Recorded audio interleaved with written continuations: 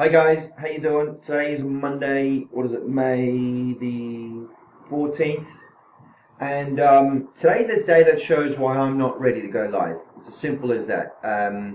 I traded very recklessly from the beginning, simply because I thought that because of last week's first 3 days I did pretty well, that, it's easy money, it's quick money, it's not going to be an effort. And when I have a day like this, it just brings back all these demons as to what I felt 9 months ago before I went over to London, as to, why I'm not ready. And this is it's a perfect example. I don't have the right discipline yet, for me to trust myself with real money. And it's an issue because I need to work on it. And let me show you what I did. So this is my P&L for today. I mean, it's unrealistic because I just took bigger size to get out of holes, and that's really why it looks like it is. Let me get my little magic pen. I mean, MU, we had a loss of over $2,400. We had a gain on Symantec of $3,100. I mean, these are not realistic gains or losses. This is not something that I'll be doing going live. So the reason it looks like this is because when I got into a hole, and I'll show you how many holes I got into, I tried to get out of them by using, give me one sec. So, I mean, an example of the bad trading is just the lack of discipline, it's the lack of risk management, and it's basically gambling. That's what I was doing today.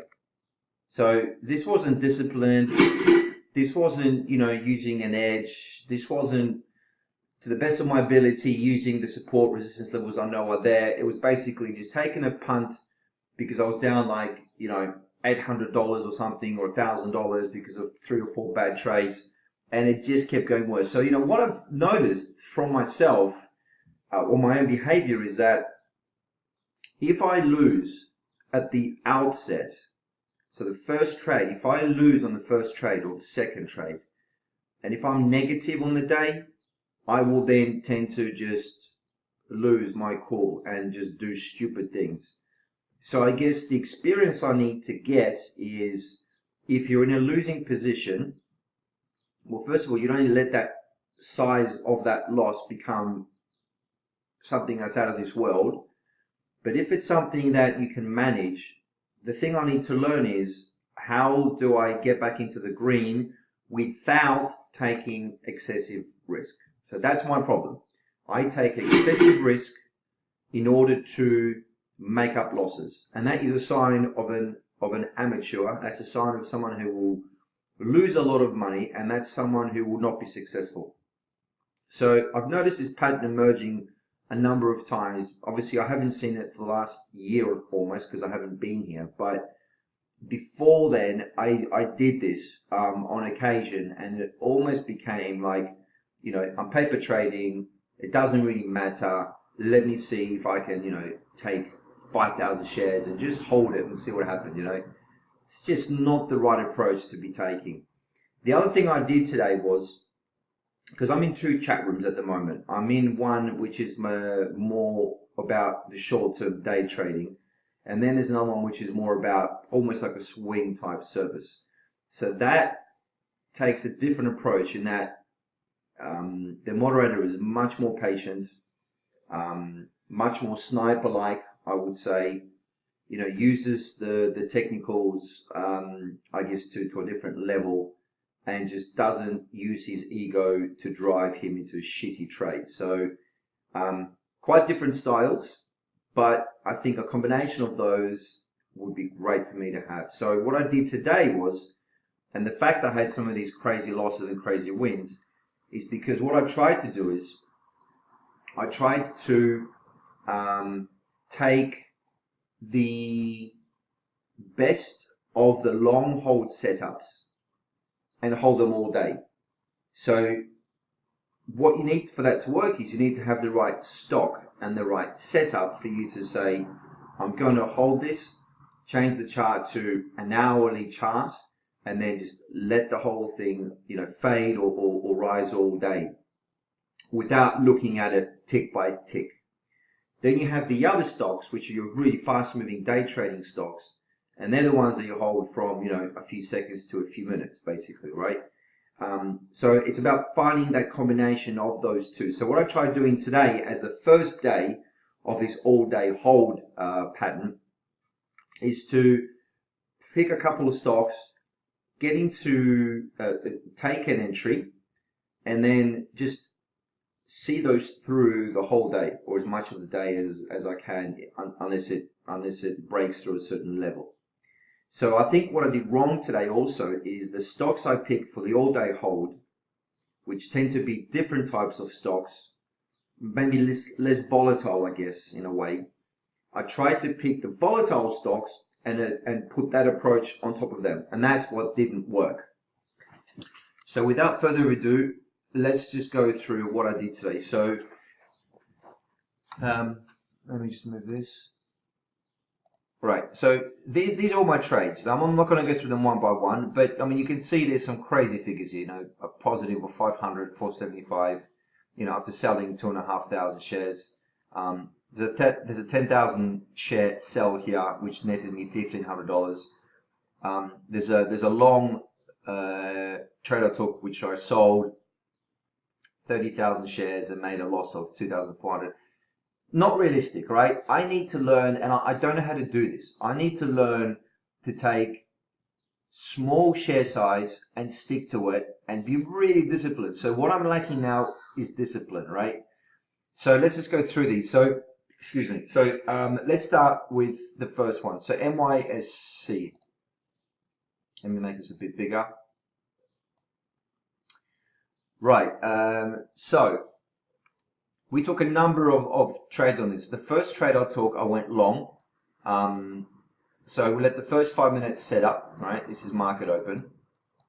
This is my VWAP, the dark blue. The light blue is a 9-day EMA, 20-day EMA, 50-day EMA, the green, and the purple is, 50-day simple moving average and the 200 simple moving average. And I wanted this to go long, okay? I saw this kind of basing around here, making a clear higher highs and higher lows. But this thing just promptly, absolutely shat itself, and I got out. Sorry, Sorry, guys. Let me just have a look. Yeah, I went long, exactly 9:35. So I went long, right? And it promptly crashed. So I sold here and I got out here because it wasn't just right. Actually, no, that's not what I did. I went long and I got out, and that was a big loss of whatever it was, $192, right? There you go. So I bought 400 shares of SYMC at 9:35, and I sold 2 minutes later the same amount of shares for a $200 loss, right? That's the first trade. Then the second trade is I decided to go short, thinking, well, okay, if you're broken down below the VWAP, let's see if it's going to go short. But even if you look at for the whole day, well, it's only 11 o'clock now, but all morning it hasn't breached the VWAP to the downside once, right? So at this stage, going short here, it wasn't the right move, and I got promptly squeezed out, and I copped another loss here, wherever it is. There you go. I went short here, 400 shares, and I covered here for another $116, right? So these two trades on one stock, took me over the edge. I mean, that loss, which is what, $300, for me, that is the maximum. That's more than the maximum. I'm prepared to lose about $100 a day. So for me to do that, I need to take smaller size, which I wasn't doing today. I mean, 400 shares is not something I can be taking and expecting to cop a loss of this magnitude and then still be able to trade my way out of it. So the point I'm making is I don't know how to trade my way out of trouble, and I don't know many traders that do. I think it's all about, I think most of it's to do with my psychology, my approach, my discipline, right? But I just need to learn that through right and wrong and through the mistakes I make. Anyway, then I went long. So here I went short, messed it up. Here I went, sorry. So the first trade was long, I messed it up. Second trade was short, I messed it up. Third trade was long, I messed it up again. It didn't make a new high. it just promptly bubbled along the surface and it dropped as well. You know, then what I did was I went short again. I mean, it's just choppy. I can't read it. I'm just gambling. That's what I'm doing. If it doesn't go long, I'll go short. Doesn't go short, I'll go long. And I covered here as well. The only trade that worked really, and this is already when I'm in the red, probably $1,000, $2,000, something stupid. And here I am, you know, going in massive size, and I mean, you'll see it down here somewhere. I mean, it's hidden by this. Let me bring it up. Yeah, you'll better see it now, wherever it is. At around 10:35. Whoops. Sorry. Where is it?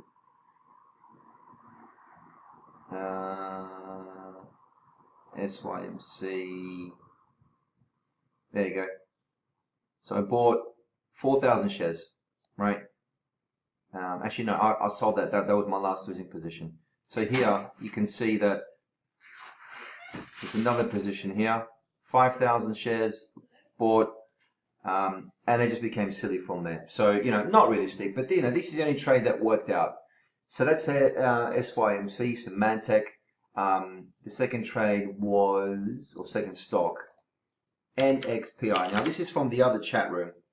Now,